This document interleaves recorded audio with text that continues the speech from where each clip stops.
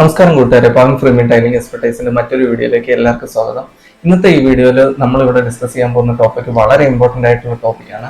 അപ്പോൾ കൂട്ടുകാരെ, നമുക്ക് എല്ലാവർക്കും ഒരു അനുഭവം ഉണ്ടാവും. നമ്മൾ ട്രാവലിംഗ് എക്സ്പീരിയൻസിലാണെങ്കിലും അതുപോലെ തന്നെ പല വീടുകളിലും ഹൗസ് വിസിറ്റിനൊക്കെ പോകുമ്പോൾ അവിടുത്തെ ഗ്രാനൈറ്റ് ഒക്കെ സ്റ്റെയിൻ പിടിച്ച് കിടക്കുന്നതൊക്കെ നമ്മൾ ശ്രദ്ധിച്ചിട്ടുണ്ടാവും. അപ്പൊ ഇതുപോലത്തെ അനുഭവം നമുക്ക് ഉണ്ടാവാതിരിക്കാൻ നമുക്ക് എന്തൊക്കെ ചെയ്യാം, ഗ്രാനൈറ്റിൽ സ്റ്റെയിൻ പിടിക്കാതിരിക്കാൻ നമുക്ക് എന്തൊക്കെ ചെയ്യാം എന്നതിനെ കുറിച്ചാണ് ഇന്ന് നമ്മളിവിടെ പറയാൻ പോകുന്നത്. അപ്പോൾ സ്കിപ്പ് ചെയ്യാതെ വീഡിയോ ഫുള്ള് കാണുക. അപ്പോൾ നമുക്ക് ടൈം വേസ്റ്റ് ചെയ്യാതെ വീഡിയോയിലേക്ക് കിടക്കാം.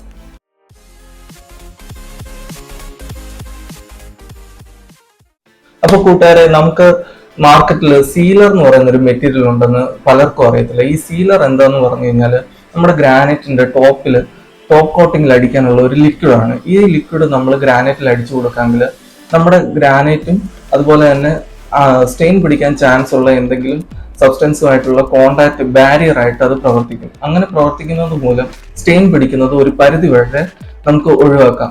അതുപോലെ തന്നെ കൂട്ടുകാരെ, നമ്മൾ ഈ സീലർ വാങ്ങിക്കുമ്പോൾ ഏതെങ്കിലും ട്രസ്റ്റഡ് ആയിട്ടുള്ള നല്ല ബ്രാൻഡിന്റെ സീലർ വാങ്ങിച്ച് അപ്ലൈ ചെയ്യുക. ഇല്ലെങ്കിൽ അതിന് ലൈഫ് കുറച്ചേ ഉണ്ടാവുള്ളൂ. നല്ല ട്രസ്റ്റഡ് ആയിട്ടുള്ള ഏതെങ്കിലും ബ്രാൻഡിന്റെ സീലർ നമ്മൾ യൂസ് ചെയ്യാമെങ്കിൽ ഒരു 5 വർഷം വരെ ആ സീലറിന്റെ കാലാവധി ഇങ്ങനെ കിടക്കും. 5 വർഷം വരെ ഒരു പരിധി വരെ നമുക്ക് സ്റ്റെയിന് പിടിക്കാതെ ഗ്രാനൈറ്റ് സൂക്ഷിക്കാൻ പറ്റും. അതുപോലെ തന്നെ കൂട്ടുകാരെ, രണ്ടാമതായിട്ട് എനിക്കിവിടെ പറയാനുള്ളത്, നമ്മുടെ വീട്ടിൽ ആസിഡ് കണ്ടന്റ് ഉള്ള മെറ്റീരിയലുകളൊക്കെ ഗ്രാനൈറ്റിന്റെ മുകളിൽ അധിക നേരം വയ്ക്കാതിരിക്കുക. ഉദാഹരണത്തിന് നമ്മൾ നോക്കുവാണെങ്കിൽ നമ്മുടെ വീട്ടിൽ എന്നും ഉപയോഗിക്കുന്ന കുറച്ച് സാധനങ്ങളാണ് നാരങ്ങ, അച്ചാറ്, വിനാഗിരി, അതുപോലെ തന്നെ ആസിഡ് കണ്ടന്റ് കൂടുതലുള്ള ക്ലീനറുകൾ. ഇതുപോലത്തെ സാധനങ്ങളൊക്കെ ഒരു പരിധി കൂടുതൽ സമയം നമ്മുടെ ഗ്രാനൈറ്റിന്റെ മുകളിൽ വയ്ക്കാതിരിക്കുക. അങ്ങനെ വയ്ക്കാതിരിക്കാമെങ്കിൽ നമുക്ക് ഗ്രാനൈറ്റ് സ്റ്റെയിൻ ഫ്രീ ആയിട്ടൊക്കെ കിട്ടും. ഇല്ലെങ്കിൽ സ്റ്റെയിൻ പിടിക്കാനുള്ള ചാൻസ് കൂടുതലാണ്. ഇതിന്റെ മുകളിൽ ഈ ആസിഡ് കണ്ടന്റ് ഉള്ള മെറ്റീരിയലും ഗ്രാനൈറ്റുമായിട്ട് റിയാക്ട് ചെയ്ത് ഗ്രാനൈറ്റിന്റെ കളർ മങ്ങാനുള്ള ചാൻസ് കൂടുതലാണ്. അത് പലരുടെ അനുഭവമാണ്. പലരും ഇത് കേൾക്കുന്നവരുടെ വീട്ടിലും അതുപോലൊക്കെ സംഭവിച്ചിട്ടുണ്ടാവും.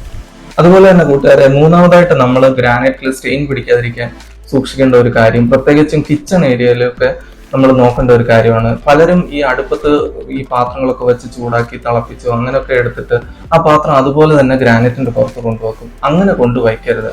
ഗ്രാനൈറ്റിൽ അങ്ങനെ ചൂട് പാത്രം വെക്കേണ്ട ഒരു അവസ്ഥ ഉണ്ടാവുകയാണെങ്കിൽ ആ ഗ്രാനൈറ്റും ചൂട് പാത്രമായിട്ട് വേർപിരിക്കുന്ന എന്തെങ്കിലും ഒരു സാധനങ്ങൾ, ഒരു വുഡിന്റെ പീസോ അല്ലെങ്കിൽ എന്തെങ്കിലും പാത്രങ്ങളോ, ഒരു ബാരിയർ ക്രിയേറ്റ് ചെയ്തിട്ട് വേണം ഈ ചൂട് പാത്രം എടുത്ത് ഗ്രാനൈറ്റിന്റെ മേളിൽ വെക്കാം. ഇല്ലാത്ത പക്ഷം ഈ ചൂട് കൊണ്ട് തന്നെ ഗ്രാനൈറ്റിന് എന്തെങ്കിലും ഡീഫോമിറ്റീസ് ഉണ്ടാവാൻ ചാൻസ് ഉണ്ട്.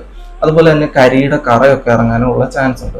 അതുകൊണ്ട് എപ്പോഴും ചൂട് പാത്രങ്ങൾ നമ്മൾ ഗ്രാനൈറ്റിന്റെ പുറത്ത് വയ്ക്കുമ്പോൾ ഒരു എന്തെങ്കിലും പാത്രങ്ങളോ അങ്ങനെ എന്തെങ്കിലും ഇട്ട് ഗ്രാനൈറ്റും ചൂട് പാത്രമായിട്ട് ഒരു ബാരിയർ ഉണ്ടാക്കിയതിനു ശേഷം മാത്രം വയ്ക്കുക. അതുപോലെ തന്നെ കൂട്ടുകാരെ, നാലാമതായിട്ട് എനിക്കിവിടെ പറയാനുള്ള ഒരു കാര്യം, നമ്മൾ പട്ടുസാരി ആണെങ്കിലും നല്ല കൂടിയ ടൈൽസ് ആണെങ്കിലും കൂടിയ ഗ്രാനൈറ്റ് ആണെങ്കിലും റെഗുലർ ആയിട്ടുള്ള മെയിൻ്റെനൻസ് ഇല്ലെങ്കിൽ ഇതെല്ലാം തന്നെ കേടുപിടിച്ചു പോകുന്നതായിട്ട് നമ്മളെല്ലാം ശ്രദ്ധിച്ചിട്ടുണ്ടാവും. അതുപോലെ തന്നെ ഗ്രാനൈറ്റിലാണെങ്കിലും റെഗുലർ ആയിട്ടുള്ള മെയിൻ്റെനൻസ് ഇതിന് കൊടുക്കുക. ഒരു ആഴ്ചയിൽ 2-3 പ്രാവശ്യമെങ്കിലും അത് ക്ലീൻ ചെയ്തിടുക. അങ്ങനെയൊക്കെ നമ്മൾ ക്ലീൻ ചെയ്തിടാമെങ്കിൽ നമുക്ക് വാങ്ങിച്ച ആ സമയത്തുള്ള ആ പകിട്ട് അതുപോലെ തന്നെ ഗ്രാനൈറ്റിൽ ഉണ്ടാവും. അതുകൊണ്ട് റെഗുലർ ആയിട്ടുള്ള മെയിൻ്റെനൻസ് ഗ്രാനൈറ്റിന് കൊടുക്കുക. അതുപോലെ തന്നെ കൂട്ടുകാരെ, ഈ അഞ്ചാമതായിട്ട് നമ്മൾ ശ്രദ്ധിക്കേണ്ട ഒരു കാര്യമാണ്, നമ്മൾ ഇത് പ്രത്യേകിച്ചും പുതിയതായിട്ട് ഗ്രാനൈറ്റ് വാങ്ങിച്ചിടുന്നവർക്കുള്ള ഒരു കാര്യമാണ്. നമ്മൾ ഗ്രാനൈറ്റ് വാങ്ങുമ്പോൾ ഗ്രാനൈറ്റിൽ തന്നെ 2 ടൈപ്പ് ഉണ്ട്, ഹാർഡ് ഗ്രാനൈറ്റും സോഫ്റ്റ് ഗ്രാനൈറ്റും. ഈ ഹാർഡ് ഗ്രാനൈറ്റ് നല്ലപോലെ സ്റ്റെയിൻ റിപ്പൽ ചെയ്യുന്ന ഒരു മെറ്റീരിയലാണ്. സോഫ്റ്റ് ഗ്രാനൈറ്റിലാണ് ഏറ്റവും കൂടുതൽ 95% വരെ ഈ സ്റ്റെയിൻ പിടിക്കാനുള്ള ചാൻസ് കൂടുതലായിട്ട് കണ്ടുവരുന്നത്. അതുകൊണ്ട് പുതിയതായിട്ട് ഗ്രാനൈറ്റ് വാങ്ങുന്നവർ എപ്പോഴും ഹാർഡായിട്ടുള്ള ഗ്രാനൈറ്റുകൾ മാത്രം വാങ്ങിച്ചിടുക. സോഫ്റ്റ് ഗ്രാനൈറ്റ് വാങ്ങിച്ചിട്ട് കഴിഞ്ഞാൽ ഈ ടെമ്പറേച്ചർ കൂടുമ്പോൾ ഈ തെർമോക്കോൾ ഉരുകുന്ന പോലെ തന്നെ ഈ ഗ്രാനൈറ്റ് പെട്ടെന്ന് തന്നെ ഡീഫോമിറ്റീസ് പിടിച്ചു പോകാനുള്ള ചാൻസുകൾ ഒരു പരിധിയിൽ കൂടുതലാണ്. ഒരു 95% കൂടുതലാണ്. അതുകൊണ്ട് എപ്പോഴും ഹാർഡായിട്ടുള്ള ഗ്രാനൈറ്റുകൾ മാത്രം വാങ്ങിച്ചിടുക. ഇല്ലാത്ത പക്ഷം അത് പെട്ടെന്ന് തന്നെ സ്റ്റെയിൻ പിടിക്കാനും ഒരുപാട് ഓവർ മെയിൻ്റെനൻസിനൊക്കെ കാരണം ആവാൻ ചാൻസ് ഉണ്ട്. അപ്പോൾ കൂട്ടുകാരെ, ഇന്നത്തെ ഈ വീഡിയോ നിങ്ങൾക്ക് എല്ലാവർക്കും ഇഷ്ടപ്പെട്ടു എന്ന് വിചാരിക്കുന്നു. അപ്പോൾ ഈ ഒരു ടോപ്പിക്ക് വളരെ ഇമ്പോർട്ടൻ്റ് ആയിട്ടുള്ള ടോപ്പിക്കാണ്. ഇന്നീ പറഞ്ഞ ഈ 5 കാര്യങ്ങൾ നമ്മൾ ശ്രദ്ധയോടെ ചെയ്തു കഴിഞ്ഞാൽ നമ്മുടെ ഗ്രാനൈറ്റ് പകിട്ട് മങ്ങാതെ അതുപോലെ തന്നെ കിടക്കും. നമ്മൾ വാങ്ങിച്ച ആ ഒരു ക്വാളിറ്റി തന്നെ നമുക്ക് ലൈഫ് ലോങ് കിടക്കും. അപ്പം തുടർന്ന് അടുത്ത വീഡിയോയിൽ നമുക്ക് വീണ്ടും കാണാം. ഈ വീഡിയോ ഇഷ്ടപ്പെട്ടെങ്കിൽ ലൈക്ക് ചെയ്യുക, സബ്സ്ക്രൈബ് ചെയ്യുക, അതുപോലെ തന്നെ ഷെയർ ചെയ്യുക. അപ്പോൾ അടുത്ത വീഡിയോയിൽ വീണ്ടും കാണാം. നന്ദി, നമസ്കാരം.